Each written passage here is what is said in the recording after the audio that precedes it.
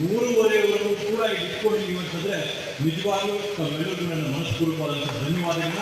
ನಾವು ಇಟ್ಕೊಂಡಿರ್ತಕ್ಕಂಥ ಒಂದು ಪ್ರೀತಿ, ವಿಶ್ವಾಸ, ಅಭಿಮಾನ ಇದೆಲ್ಲವೂ ಕೂಡ ಚಿರಋಣಿಯಾಗಿರ್ತೀವಿ. ಯಾಕಂದರೆ ಸಾಮಾನ್ಯವಾಗಿ ಒಂದು ರಾಜಕೀಯ ಕಾರ್ಯಕ್ರಮ ಮಾಡಿದ್ರೆ ಜನನ ಅರ್ಧ ಗಂಟೆ ಕಾಯಿಸಿ ಕೂರಿಸ್ಕೊಳ್ಳೋದೇ ಒಂದು ದೊಡ್ಡ ಸಾಧನೆ ಆಗಿರುತ್ತೆ.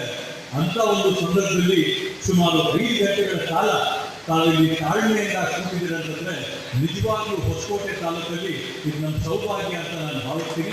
ಮತ್ತೊಮ್ಮೆ ನಮಗೆ ಅನಂತ ಧನ್ಯವಾದಗಳು ಹೇಳ್ತಾ ಬಂದಿದ್ದು ತರುವಾರಕ್ಕಾಯಿತು ಅಂತ ಕೂಡ ಒಂದು ಹೇಳ್ತೀನಿ.